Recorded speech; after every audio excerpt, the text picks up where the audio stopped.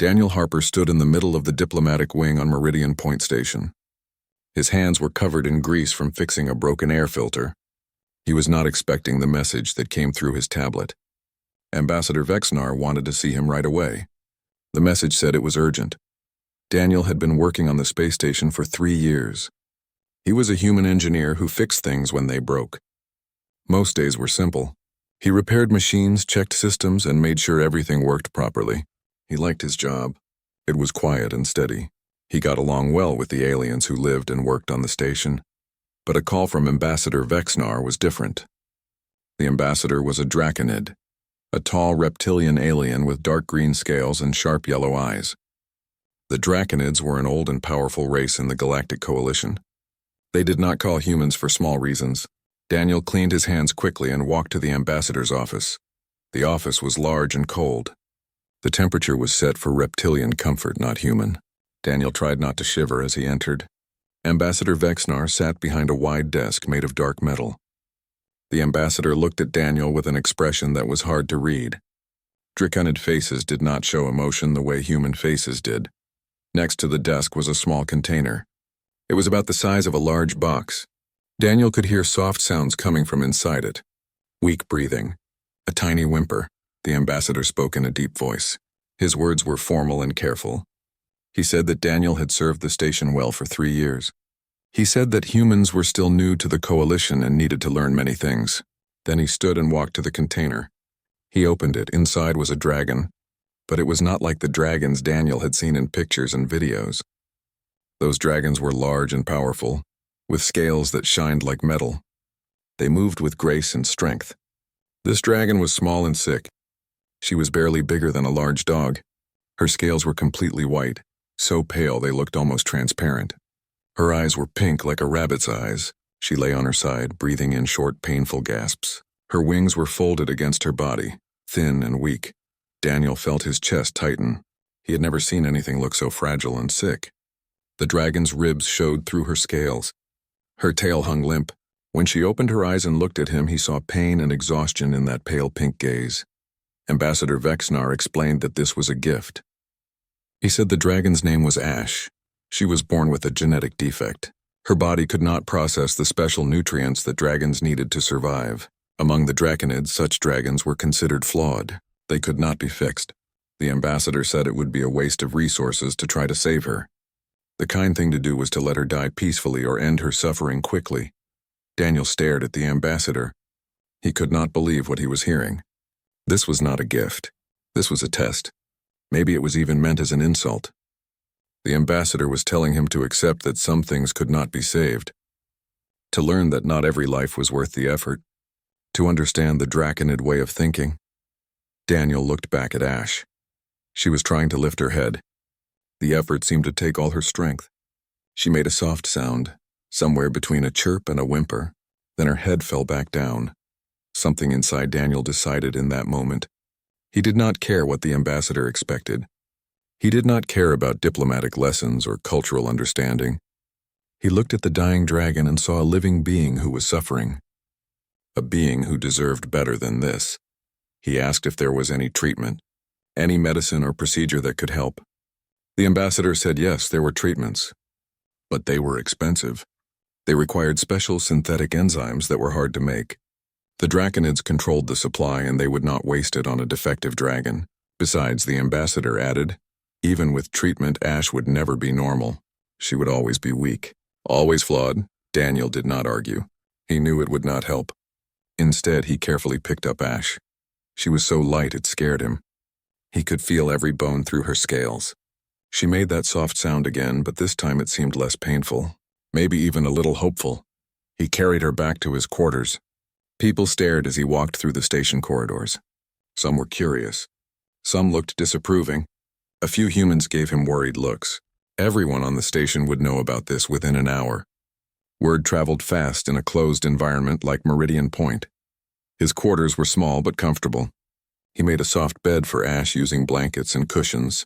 He set her down gently. She curled into a tiny ball, her white scales catching the light. She looked even more fragile in the bright room. Daniel sat next to her and wondered what he had just gotten himself into. His friend Karen Price arrived within minutes. She was another human engineer on the station. She looked at Ash, then at Daniel, and shook her head. She told him he was being foolish. The Draconids had given him this dragon to teach him a lesson. By trying to save her, he was insulting their culture. He could damage the diplomatic relationship between humans and Draconids.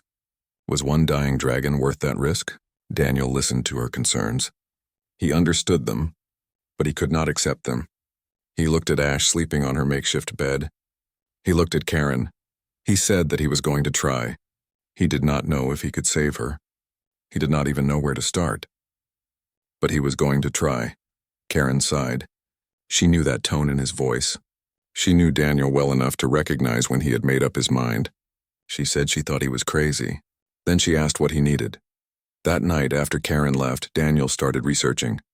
He pulled up every file he could find on Draconid biology, on dragon physiology, on genetic engineering and xenobiology. His eyes hurt from reading. His head ached from trying to understand complex medical concepts that were far outside his training as an engineer. Dragons were incredibly complex creatures. The Draconids had created them thousands of years ago using advanced genetic engineering. Dragon bodies ran on a delicate balance of specialized proteins and enzymes. These had to be supplied through carefully made food. It was like a machine that needed exactly the right fuel, or it would break down. Ash's problem was that her body could not make one crucial enzyme. Without it, a chain reaction started. Other systems began to fail. She could not process nutrients properly. Her muscles grew weak. Her organs struggled. According to everything Daniel read, she had maybe 2 weeks left to live. Maybe less. He looked over at her. She had woken up and was watching him. Despite her exhaustion, there was intelligence in those pink eyes. Curiosity. When he got up and walked over to her, she tried to lift her head again. This time she managed it for a few seconds before it fell back down. Daniel got some water and used a small dropper to give her a few drops. She drank gratefully. Her tongue was rough and dry. When she finished drinking, she made a sound he had not heard before. It was a soft trill, musical despite her weakness. It sounded like gratitude. That simple moment changed everything for Daniel. This was not just a biological puzzle or a diplomatic problem. This was a living being who wanted to survive, who was trying to communicate with him even though she was dying, who deserved a chance at life. He knelt down next to her bed and made a promise. He told her he would not let her die. He did not care what anyone said. He did not care if it was impossible. He would find a way. Ash looked at him with those pale eyes and made that trilling sound again. Softer this time, almost like she believed him. Daniel went back to his desk and started sending messages. He contacted every xenobiologist he knew, every biochemist and genetic engineer in his network. He reached out to researchers across human space and even to a few friendly aliens. He explained the problem and asked for help, for advice, for anything that might give him a starting point. The responses came slowly over the next few hours. Most were not encouraging. People told him what he already knew. Without the proper Draconid treatments, the dragon would die. The biology was too complex. The defect was too severe. A few people suggested that the kindest thing would be to end her suffering quickly. But then one message arrived that was different. It came from a human researcher named Dr. Lisa Grant. She worked at a small biotechnology lab in the frontier colonies. Her message asked detailed questions about Ash's symptoms and genetic markers. She said she had been working on adaptive protein synthesis for other purposes. Maybe, just maybe, that research could help. She did not promise anything. She did not say she could save Ash, but she said she was willing to try. She said she would need more information and probably help from other specialists, but she would try. Daniel read the message 3 times. Then he looked at Ash, who had fallen asleep again. Her breathing was still labored. Her body still looked frail and broken. But for the first time since he had seen her in that container, Daniel felt something other than helplessness. He felt hope. He typed out a detailed response to Dr. Grant. He included everything he had learned about Ash's condition, every measurement he had taken, every observation he had made. He sent it off and then sat back in his chair. The station's artificial night cycle had started. The lights in his quarters dimmed automatically. Daniel did not go to bed. He stayed at his desk watching Ash sleep and waiting for more responses to his messages. He knew the odds were against them. He knew most people thought he was wasting his time. He knew that even with help, success was far from certain. But none of that mattered. He had made a promise to a dying dragon, and Daniel Harper did not break his promises. Dr. Lisa Grant's second message arrived just after dawn. Daniel had not slept. He had spent the night monitoring Ash and reading research papers about dragon biology. His eyes were red and his back ached from sitting in an uncomfortable chair. But when he saw Lisa's message, all the tiredness disappeared. Lisa had already started assembling a team. She had contacted other human researchers who might be able to help. There was Jake Phillips, a biochemist who specialized in enzyme synthesis, Nina Foster, a genetic engineer who worked with cross-species biology, Peter Quinn, a veterinary xenobiologist who had treated dozens of alien species. None of them knew each other before this. None of them were being paid. They were helping because another human had asked them to, and because the problem was interesting. Daniel set up a secure communication channel so the team could work together. Within hours, they were sharing ideas and data. It felt almost strange to Daniel. Here were these brilliant scientists scattered across 3 different star systems, all focused on saving one small dragon that most of the galaxy considered worthless. The team quickly ran into their first big problem. They could not simply copy the draconid enzyme supplements that Ash needed. The formulas were secret, protected by coalition patent laws. When Daniel tried to request them through official channels, he was refused. Ambassador Vexnar made it clear that the draconids would not provide their proprietary treatments for a dragon they considered defective, so the team had to get creative. They started by carefully mapping Ash's genome.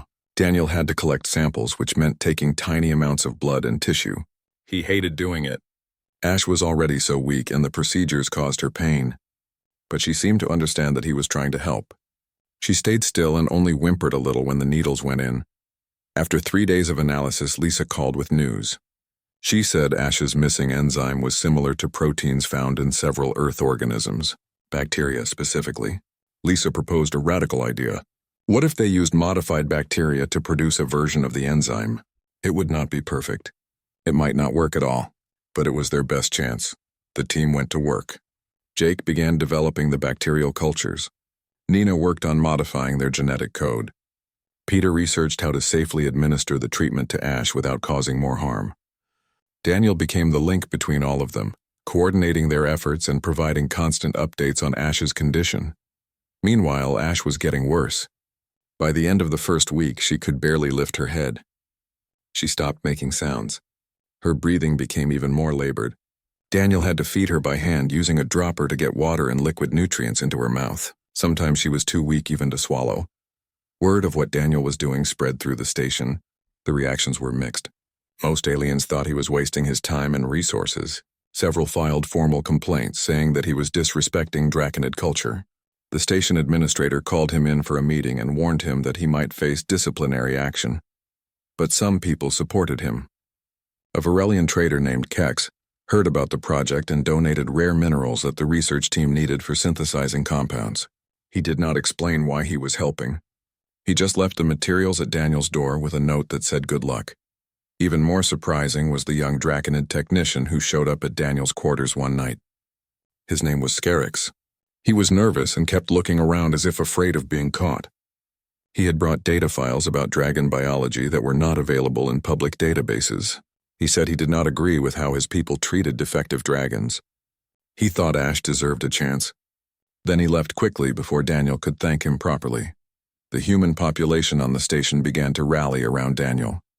Karen, who had originally thought he was being foolish, started running interference with station administration. She bought him time by handling complaints and paperwork. Other humans volunteered to help with monitoring Ash or running errands, so Daniel could focus on coordinating with the research team. 2 weeks after receiving Ash, the research team finally had their first viable enzyme analog ready. It had taken countless hours of work and multiple failed attempts. The compound arrived on a supply ship in a small, carefully sealed container. Daniel held it in his hands and felt the weight of everything riding on this one chance. He prepared the injection with shaking hands. Ash lay on her bed, barely breathing. Her eyes were closed. For a terrible moment, Daniel thought he might be too late. But when he touched her gently, her eyes opened. She looked at him with that pale pink gaze. She was still there, still fighting, He administered the injection and then sat back to wait. The research team had warned him that results would not be immediate. It might take hours or even days to see any change. Or it might not work at all. Ash might have already deteriorated too far for the treatment to help. Karen sat with him through that first night. Neither of them spoke much. They just watched Ash and waited. The hours crawled by. Daniel checked her vital signs every few minutes. Her heart rate stayed weak. Her breathing stayed shallow. Nothing seemed to be changing. Dawn came. Daniel's hope was fading. He stood up to get some water, and that was when Karen gasped. He spun around. Ash had opened her eyes. But more than that, she had lifted her head. Actually lifted it and held it up. She looked around the room as if seeing it for the first time. Daniel rushed over to her. He checked her vital signs with the portable scanner. Her heart rate was stronger. Her breathing was easier. The dullness in her white scales seemed just slightly less pronounced. It was not a dramatic change, but it was change, improvement, hope. Ash looked at Daniel and made a sound. It was stronger than any sound she had made since he brought her home. A musical trill that resonated with something other than weakness. She was communicating, not just surviving, but actually communicating. When Daniel offered her food, she ate it. Not with the mechanical necessity of before, but with actual appetite. She finished everything he gave her and looked for more. Daniel laughed. It was the first time he had laughed in 2 weeks. Karen was crying and did not seem to care who saw. Over the next few days, Ash continued to improve. She grew stronger, more alert, more responsive. She started to show personality. When Daniel came home from work, she would try to stand up to greet him. She began exploring his quarters, sniffing at everything with careful curiosity. She followed him around, staying close as if afraid he might leave. Daniel learned to read her moods and needs. A particular chirp meant she was hungry. A soft rumble meant she was content. A sharp trill meant something had startled or upset her. She was not just a sick creature anymore. She was an individual with thoughts and feelings and preferences. The research team celebrated the success but remained cautious. Lisa reminded Daniel that the enzyme analog was keeping Ash alive, but was not a perfect solution. Her body was still struggling. They needed to develop something better, a more permanent fix, but for now Ash was stable and improving. That was more than anyone had dared hope for 3 weeks ago. One evening, about 3 weeks after receiving Ash, Daniel was working at his desk when he felt something touch his leg. He looked down. Ash had crawled over and was leaning against him. She looked up with those pink eyes and made a soft, contented sound. Then she closed her eyes and seemed to relax completely.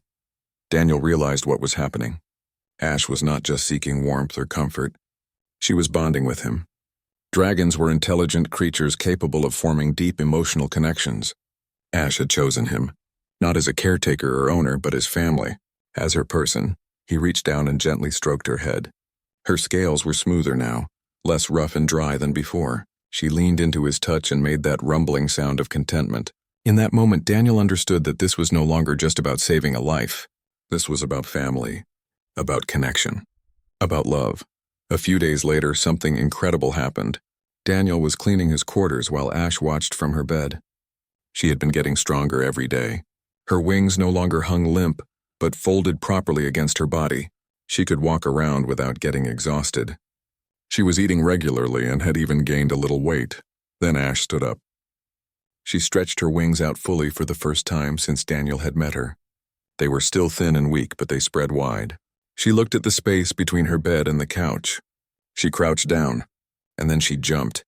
Her wings beat once, twice. She did not really fly so much as glide, but she made it across the gap and landed on the couch somewhat awkwardly. She looked surprised at herself. Then she turned to Daniel and made a sound that could only be described as triumphant. Daniel felt tears running down his face. He did not try to hide them.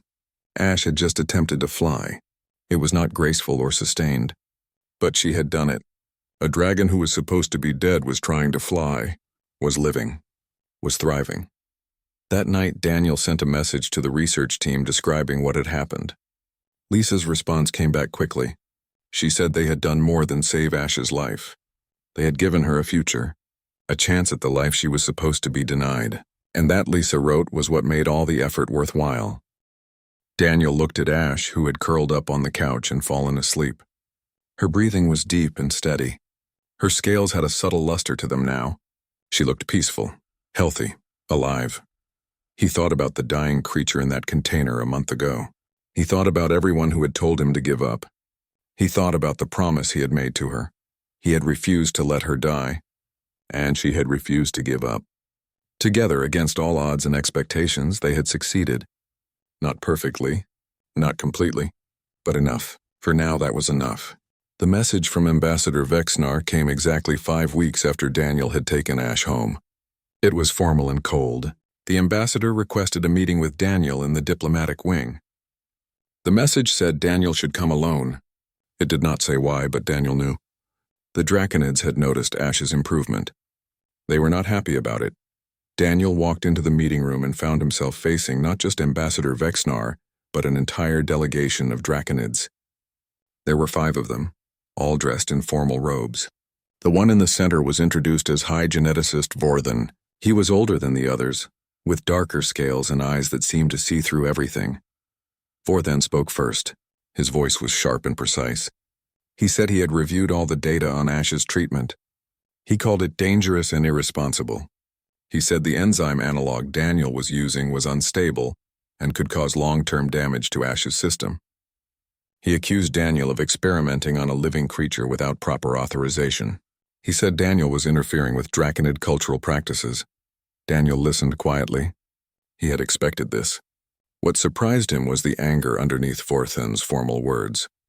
This was not just about medical concerns or proper procedures. The Draconids were genuinely upset that Ash was alive. When Vorthen finished speaking, Daniel asked a simple question.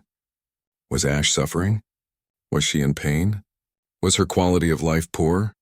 Vorthen hesitated. He could not say yes to any of those questions because they were not true. Ash was thriving. She was healthy and happy and very much alive. Ambassador Vexnar took over the conversation. He explained that this was not about Ash's current condition. It was about principle. For thousands of years, the Draconids had maintained the genetic purity of their dragons by eliminating defective individuals. They believed this made the species stronger. Daniel's success challenged that belief. If defective dragons could be treated and could live full lives, then what did that say about all the dragons the Draconids had killed over the centuries? The ambassador delivered an ultimatum. Daniel must stop treating Ash and return her to Draconid custody. They would provide what they called appropriate care, which meant euthanasia. They framed this as necessary for diplomatic relations. If Daniel refused, it could damage the relationship between humans and Draconids. It could affect humanity's standing in the entire coalition. Daniel felt cold anger building inside him. They were threatening him. More than that, they were threatening Ash. They wanted to kill her not because she was suffering, but because her existence challenged their beliefs. Because she was evidence that their way was not the only way. He stood up. He looked at each of the Draconids in turn. Then he said no. He would not hand Ash over to be killed. She was a living being who had fought to survive. She deserved to live. He challenged them to prove that their way was right, to show him that Ash's life had no value. The room went silent. Draconids did not get defied often, especially not by humans. Ambassador Vexnar's eyes narrowed. He said Daniel was making a serious mistake, that there would be consequences. Daniel said he would accept those consequences. Then he walked out. Within hours, the pressure began. Daniel's superiors in the Human Diplomatic Corps called him. They were sympathetic but firm. They explained that while they admired his compassion, he needed to think about the bigger picture. Humanity was still new to the coalition. They needed good relationships with powerful species like the Draconids. One dragon's life was not worth risking all of that. Daniel listened to all of it. He understood their concerns. He knew they were right from a practical standpoint, but he could not do what they asked. He would not sacrifice Ash for diplomatic convenience. He told them that if the price of good relations with the Draconids was letting them kill an innocent being, then maybe those relations were not worth having. The station split into factions. Some aliens supported the Draconid position. They argued that humans had no right to impose their values on other cultures, that every species had different beliefs about life and death, that Daniel should respect Draconid traditions even if he disagreed with them. But others quietly supported Daniel. They did not always say so publicly, but they found ways to help. More donations of materials arrived. More researchers offered assistance. A few alien species representatives visited Daniel's quarters to see Ash for themselves. When they saw her healthy and happy, many of them left looking thoughtful. The human community on Meridian Point rallied around Daniel with surprising intensity. What had started as one engineer's personal mission became something larger. It became a symbol of human values, the refusal to accept that any problem was truly impossible, the belief that every life had worth, the conviction that compassion was not weakness but strength. Humans began organizing openly. They pooled resources to support the research team. They created a fund to cover any costs Daniel might face. They started a petition supporting his right to keep Ash. Over 200 humans on the station signed it within a day. The most surprising support came from within the Draconid community itself. Scarix, the young technician who had been helping secretly, made a public declaration. He stood in the station's main plaza and announced his support for Ash's treatment. He presented research that challenged traditional Draconid beliefs about genetic defects. He argued that their species had become too rigid, too focused on purity at the expense of individual value. The reaction from other Draconids was immediate and harsh. Scarix was shunned by his own people. He lost his position in the Draconid Technical Division. Some of his family stopped speaking to him, but his stand inspired others. A few younger Draconids began questioning their society's practices. Not loudly, not openly, but the questions were being asked. While the political situation grew more tense, the research team was making progress. Lisa Grant contacted Daniel with important news. She had been studying Ash's genetic structure in detail. She had found something unexpected. Ash's defect was not just a flaw. It was a genetic variation that made her different, but that difference could be compensated for through targeted gene therapy. The treatment would be complicated and risky. It required advanced genetic manipulation that had never been tried on dragons before. If it worked, Ash would be completely cured. She could live a full, normal lifespan without needing any ongoing treatment. If it failed, it could kill her. Daniel faced an agonizing decision. The enzyme analog was keeping Ash alive but not truly healthy. She was better than she had been, but she still tired easily. She still needed careful monitoring and daily treatments. The gene therapy could fix all of that. It could give her a completely normal life. But the risk was enormous. He talked to the research team. He talked to Karen and other friends. He even talked to Scarix, who had taken to visiting Ash regularly despite the consequences he faced. Everyone had opinions, but no one could make the decision for him. This was his choice to make. Finally, Daniel did something that felt slightly crazy. He talked to Ash about it. She had grown much larger in the past few weeks. She was now about the size of a small pony. Her intelligence had become increasingly clear. She understood far more than anyone had expected. She could follow complex instructions. She responded to her name. She showed preferences and made choices. Daniel sat with her one evening and explained the situation as best he could. He told her about the treatment and the risks. He did not know how much she understood, but she listened. When he finished talking, she placed her head in his lap and looked up at him with those pale pink eyes. In that gaze, he saw trust, understanding, and something that looked remarkably like courage. Daniel made his decision. They would try the gene therapy, not because he was certain it would work, but because Ash deserved the chance at a full life. Not just survival, but thriving. He contacted Lisa and told her to prepare for the procedure. The procedure was scheduled for 1 week later. That gave the team time to prepare all the equipment and protocols. It gave Daniel time to make sure Ash was as strong as possible. During that week, something unexpected happened. Young Draconids began visiting. Not officially, not with permission from their elders, but they came anyway, usually late at night when fewer people would notice. They watched Ash play. They observed how she interacted with Daniel. They saw for themselves that she was not a defective creature to be pitied or eliminated. She was an individual, intelligent, affectionate, worthy of life. Some of these young Draconids talked to Daniel. They asked questions about human beliefs, about why humans valued individual lives so much, about how humans could care so deeply about one creature when there were billions of beings in the galaxy. Daniel tried to explain. He said that to humans every individual mattered, that you could not calculate the value of a life by comparing it to other lives, that caring about one being did not mean caring less about others. One young Draconid asked Daniel if he thought the Draconids were evil for their practices. Daniel considered the question carefully. He said no, he did not think they were evil. He thought they had built a society on certain beliefs that he disagreed with. He thought those beliefs led to actions he found wrong, but he understood that they came from a different perspective, a different history. The young Draconid seemed to appreciate the nuanced answer. He said that many younger Draconids were starting to question the old ways. Ash had become a symbol to them, evidence that change was possible, that there might be better ways to think about genetic variation and individual worth.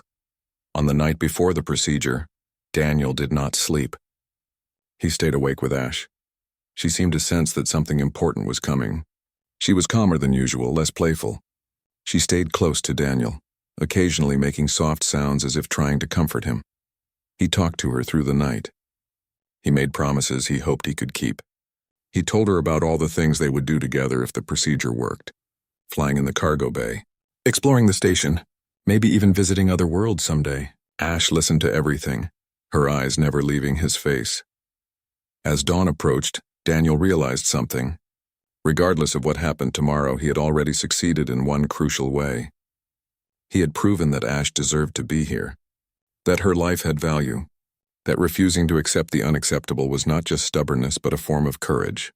He had shown the galaxy, or at least one small space station, that humans meant what they said when they talked about the value of individual lives, that they would fight for those values even when it was difficult, even when it was risky, even when everyone told them to give up. Ash fell asleep as the station's artificial morning began. Daniel watched her breathe, steady and strong. Tomorrow she would face the biggest challenge of her short life, and whatever happened, she would not face it alone. Daniel would be there. The research team would be there, and an entire community of people who believed she mattered would be there in spirit. Daniel finally allowed himself to rest, sitting beside Ash with one hand on her warm scales. Tomorrow would bring what it brought. But tonight, in this moment, she was alive and he was with her, and that was enough. The medical facility on Meridian Point had never been used for anything like this before. Dr. Helix, the Centaurian medical officer, had spent hours preparing the space. Specialized equipment had been brought in from 3 different systems. The genetic therapy vectors were stored in carefully controlled conditions. Everything had been checked and rechecked. Dr. Lisa Grant had arrived on the station the day before. She had brought additional equipment and would personally oversee the procedure. The rest of the research team would participate remotely, monitoring every parameter and ready to provide real-time analysis and support. Daniel carried Ash into the medical facility early in the morning. She was calm but alert, looking around at the unfamiliar surroundings with curiosity. She had grown considerably over the past weeks. Her scales had developed a subtle shine. Her movements were more confident. She was stronger than she had ever been, but still not as strong as a normal dragon her age should be. Dr. Helix examined Ash one final time before the procedure. He had been skeptical at first, believing that saving her was impossible, but he had been won over not just by the progress of the treatment but by Ash herself. During the examination, she was cooperative and patient, seeming to understand that these beings were trying to help her. Lisa explained the procedure one more time. It would take approximately 8 hours. They would carefully edit specific points in Ash's genome to enable her body to produce the enzymes she lacked. The process would be monitored constantly. Any problems would be addressed immediately, but there were risks. Serious risks that could not be eliminated. Daniel had a final moment with Ash before they began. He held her gently, feeling the warmth of her body, the steady beat of her heart. He remembered the weak, dying creature he had been given 2 months ago. He looked at the healthy young dragon she had become. He promised her that when she woke up, everything would be better. Ash chirped softly and nuzzled his hand. Then the medical team took her to prepare for the procedure. The procedure began. Daniel watched from an observation area through a large window. He could see Ash lying on the medical table, sedated but breathing steadily. The medical team moved around her with precise efficiency. Monitors displayed her vital signs in real time. Everything looked controlled and professional. But Daniel could not shake the fear gnawing at his stomach. Karen arrived and sat with him. She did not say much. She just offered her presence, a reminder that he was not alone. Gradually, others joined them. Human crew members came during their breaks. Scarix appeared, still facing social consequences for supporting Ash but refusing to stay away. Even a few representatives from other alien species showed up, curious about the outcome. The first few hours passed slowly but smoothly. Lisa provided regular updates through the intercom. The genetic modifications were taking hold. Ash's cellular metabolism was responding positively. Her immune system was accepting the changes rather than rejecting them. Everything was progressing according to plan.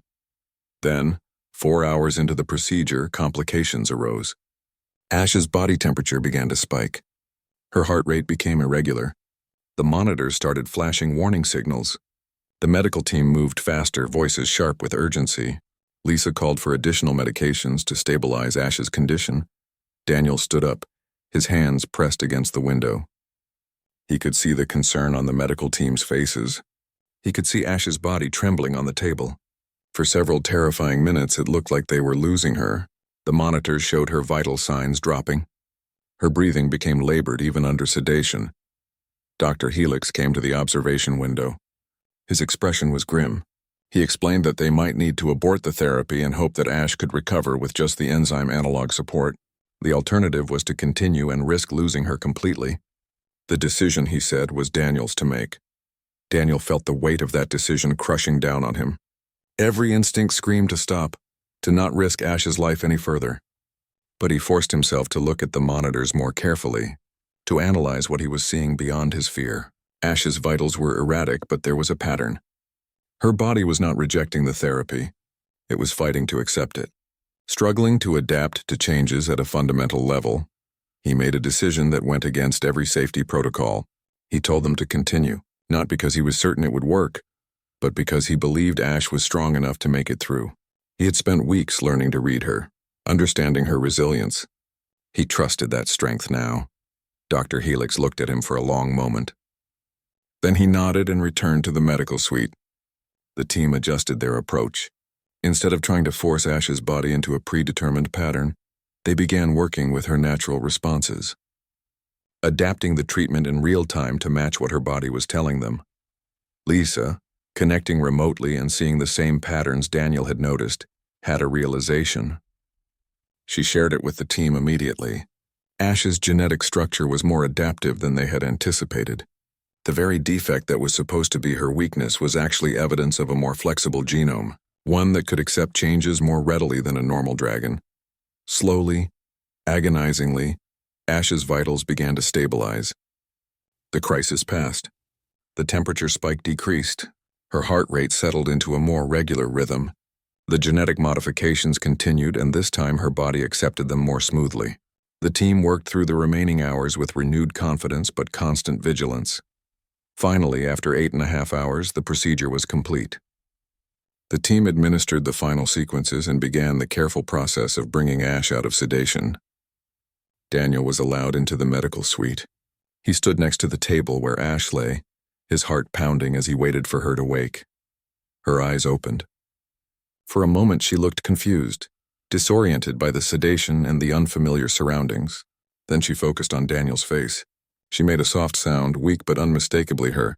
Relief flooded through Daniel so intensely that his knees nearly gave out. She was awake. She was alive. Over the next few days, the full success of the procedure became clear. Ash recovered quickly from the immediate effects of the surgery. But more importantly, her body began functioning in ways it never had before. Her scales developed a true luster. Her appetite increased dramatically. Her energy levels soared. She moved with a grace and strength that had been impossible before. Dr. Helix ran comprehensive tests. The results were remarkable. Ash's body was now producing all the necessary enzymes on its own. The genetic therapy had worked completely. She was not just surviving or getting by. She was genuinely thoroughly healthy as any normal dragon, maybe even healthier, given what she had survived. The news spread rapidly throughout the station and beyond. Reactions varied widely. Some remained critical of Daniel's methods. Others grudgingly admitted the technical achievement while questioning whether it had been necessary. But many people, including some who had been skeptical, began to reassess their positions. Among younger members of various species, Particularly those who had visited Ash during her treatment. The reaction was different. They saw her success as proof that their own societies might benefit from questioning traditional approaches. They began asking uncomfortable questions about how their cultures handled those who were different or disabled or deemed unworthy. The Draconid response was complicated. Ambassador Vexnar maintained his official disapproval. He issued statements saying that Daniel's success did not justify violating cultural protocols. But his position was increasingly isolated, even among his own people. More Draconids, especially younger ones like Scarix, openly expressed interest in the treatment methods. Some began privately questioning whether their traditional practices needed reform. The Coalition's governing council announced a formal review of the case. They were not looking to punish Daniel, but to examine the broader implications. Questions arose about genetic therapy applications across species, about the rights of bioengineered beings, about where the line should be drawn between respecting cultural practices and protecting individual lives. 2 weeks after the procedure, Daniel took Ash to one of the station's large cargo bays. It had been cleared and prepared specifically for this moment. Ash had been growing stronger every day, and now it was time to see just how much the gene therapy had changed her capabilities.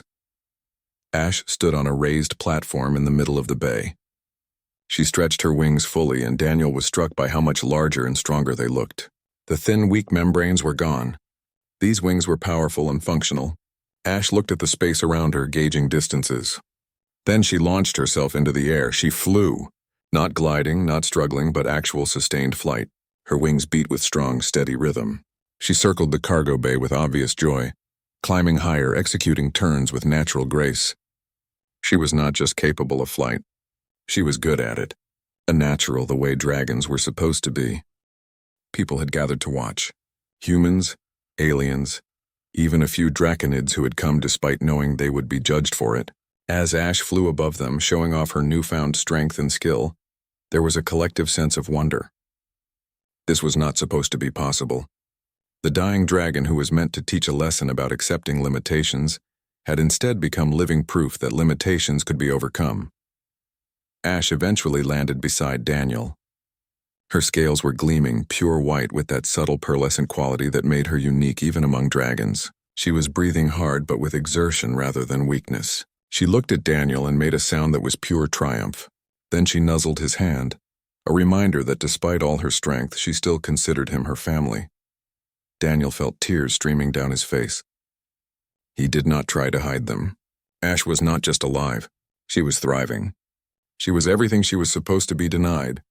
A healthy, strong, beautiful dragon with her whole life ahead of her. The impossible had become possible because people refused to accept impossible as an answer. That evening, Daniel received a message from Dr. Lisa Grant. She said that the gene therapy technique they had developed for Ash had broader applications than they had initially realized. Several other species were interested in adapting the approach for their own genetic conditions. Organizations were reaching out asking for consultations. What had started as one desperate attempt to save one dragon had opened new possibilities for genetic medicine across the coalition. Lisa's message ended with a simple statement. Sometimes she wrote, "Stubbornness in the service of compassion changes everything.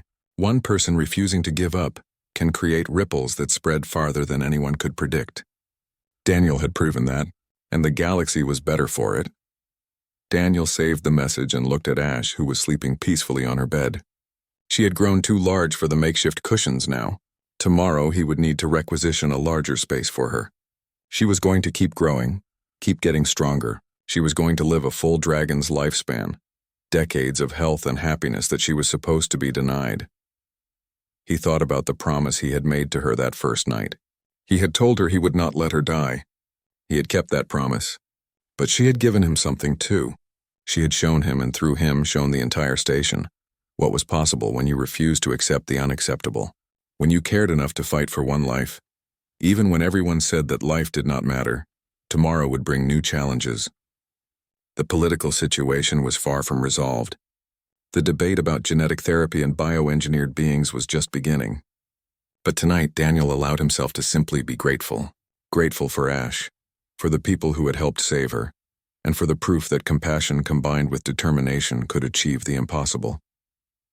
3 months after the gene therapy procedure, life on Meridian Point had settled into a new normal. Ash had continued to grow and was now the size of a horse. Her pure white scales had developed an incredible shine, and her wings were strong enough to carry her in sustained flight for hours. She had become a common sight on the station, often accompanying Daniel on his rounds or exploring the public areas where people had grown accustomed to her presence. Daniel's role had changed significantly. He was still an engineer, but he had also become an unofficial representative for what many species were calling the human approach. This philosophy centered on refusing to accept impossible situations, believing that every problem had a solution if you were creative and determined enough, and holding that compassion was a form of strength rather than weakness. The research team that had saved Ash had formalized their work. They called themselves the Adaptive Genetics Initiative. Dr. Lisa Grant led the organization, which now included researchers from multiple species. They were working on applications of the techniques developed for Ash to treat other previously hopeless genetic conditions. They had already successfully treated 3 more cases, each one proving that what had been considered impossible was simply difficult. But perhaps the most significant changes were happening within Draconid society. Scarix's public stand had inspired other young Draconids to question traditional practices. What started as a few individuals had grown into a genuine movement. They called themselves the New Scale, and they advocated for fundamental reforms in how the Draconid species handled genetic variations in dragons. The movement faced strong opposition from traditionalists. Ambassador Vexnar and others like him argued that thousands of years of Draconid wisdom should not be overturned because of one exceptional case. They warned that abandoning their standards of genetic purity would weaken the dragon species over time. They accused the New Scale movement of being corrupted by human sentimentality, but the arguments were losing force. Several prominent Draconid geneticists had published research examining the scientific basis for their traditional practices. The conclusions were uncomfortable for many. There was no real evidence that eliminating genetically variant dragons improved the species. In fact, genetic diversity, even when it produced individuals outside normal parameters, might actually be valuable for long-term survival. The Coalition's governing council completed its review and issued a landmark decision. While carefully worded to respect cultural sensitivities, the ruling established new principles. Bioengineered beings like dragons had rights that extended beyond the preferences of their creator species. They could not be euthanized without genuine medical necessity, regardless of genetic variations. They had to be treated as individuals with intrinsic value. The decision was controversial and not universally accepted. Several species protested, arguing that it interfered with their internal affairs, but it represented a fundamental shift in Coalition philosophy. Life's value was not determined solely by fitness to predetermined standards, but by the life's own existence and potential. Daniel watched these changes unfold with a mixture of pride and humility. He had not set out to change Coalition policy or challenge Draconid culture. He had simply refused to let one dragon die, but that refusal had created ripples that spread far beyond anything he could have anticipated. Ash herself seemed unaware of her symbolic importance. She was simply living her life, exploring her world and forming connections with various beings she encountered on the station.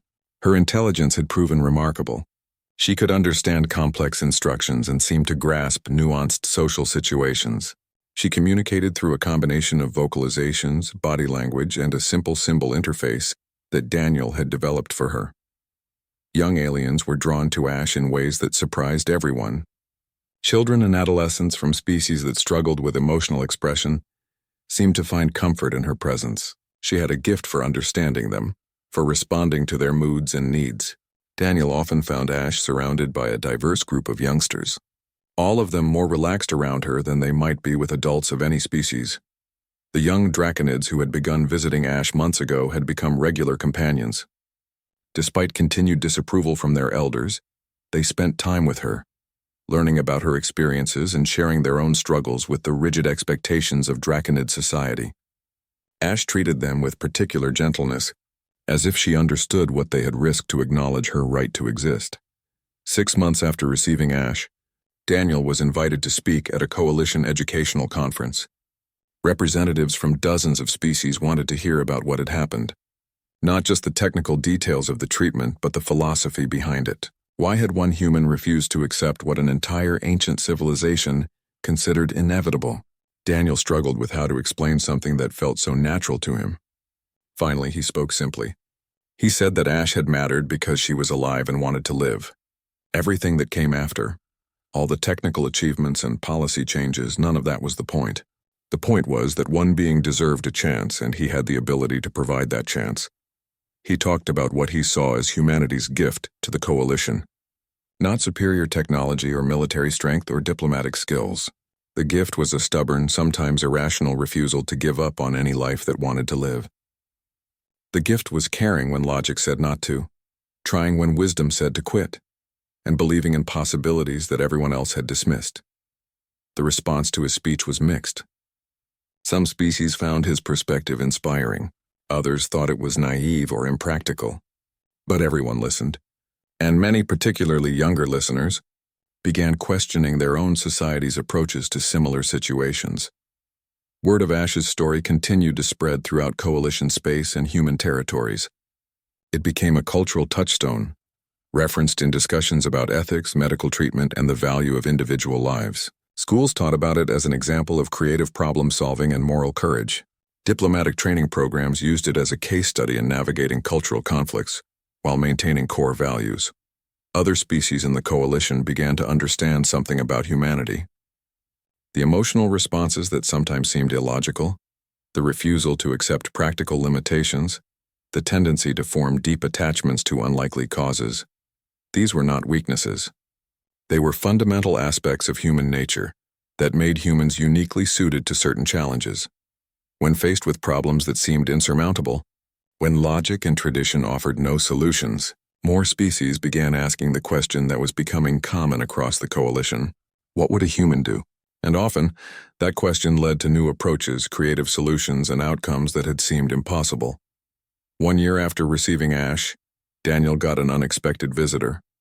Ambassador Vexnar requested a private meeting. Daniel agreed, curious about what the ambassador wanted. They met in a neutral conference room, and for the first time, the ambassador came alone without a delegation backing him. Vexnar looked older than Daniel remembered. The past year had clearly been difficult for him. His traditional beliefs had been challenged from within his own species. His authority had been questioned by younger draconids.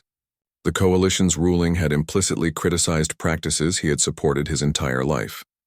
The ambassador spoke carefully. He said he did not apologize for giving Daniel the dying dragon. That had been consistent with draconid beliefs at the time, but he acknowledged that he had underestimated both human determination and the implications of that determination. He asked to see Ash, to witness for himself what had been achieved. Daniel brought the ambassador to one of the large cargo bays where Ash often flew. She was there, practicing aerial maneuvers with a grace that was breathtaking. When she noticed Daniel, she flew down and landed beside him. She was magnificent now, fully grown and healthy, her white scales gleaming like pearls.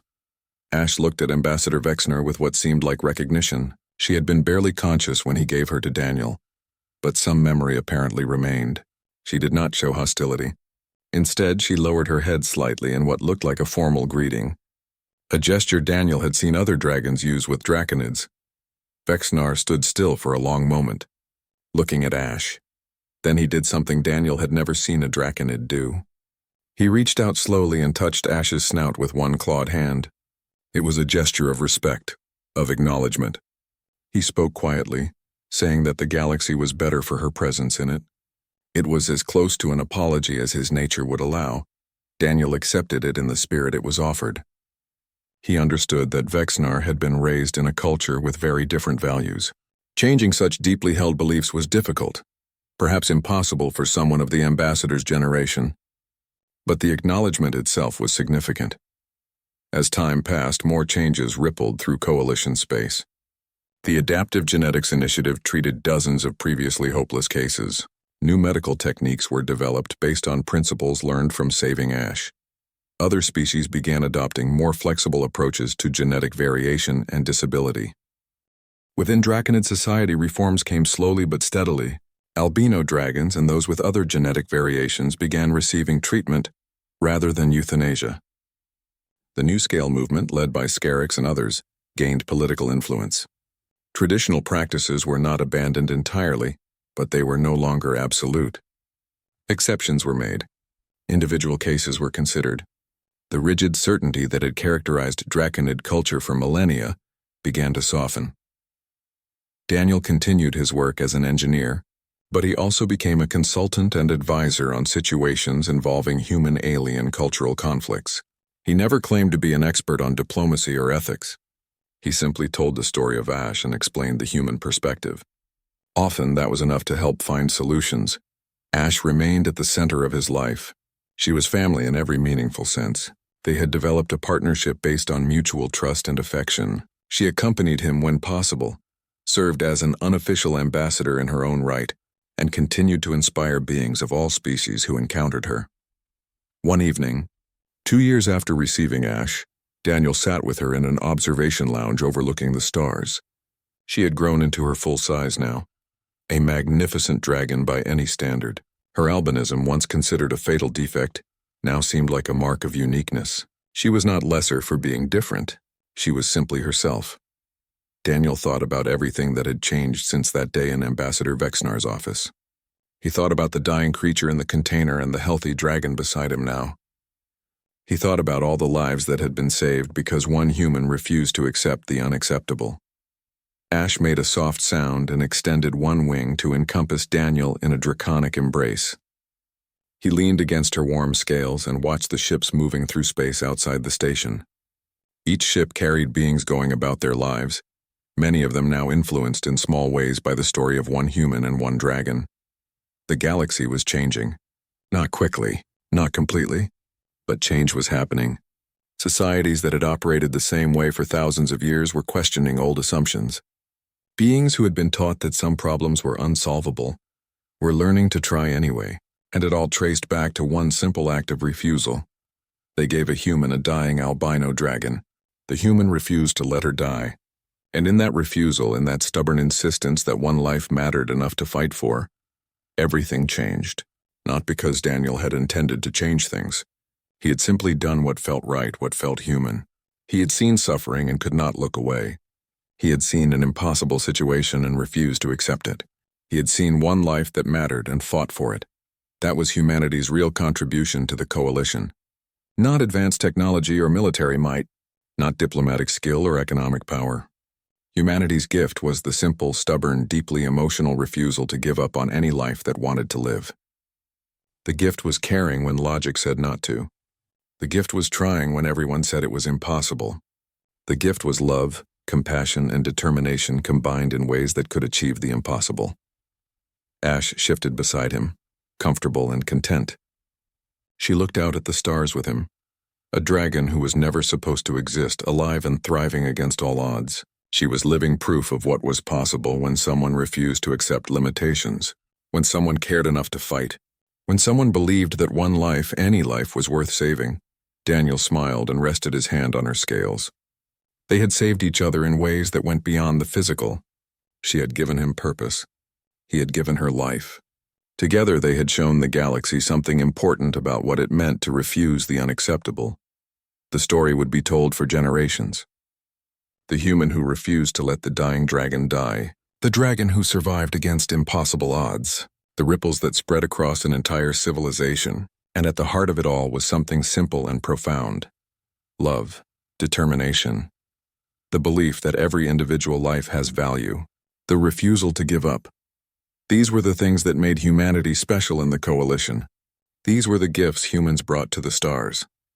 And these were the reasons why, when faced with impossible situations, more and more beings were learning to ask a simple question: what would a human do? And then, inspired by stories like Daniel and Ash's, they would try the impossible. Often they would succeed. As the station's lights began their evening cycle, Daniel and Ash remained in the observation lounge watching the stars and thinking about the future. There would be more challenges ahead. More situations that seemed impossible. More lives that others might consider not worth saving. But Daniel knew what he would do. He would remember the promise he made to a dying dragon. He would remember that every life had value. And he would never stop trying to help those who needed it, because that was what humans did. They cared. They tried. They refused to give up.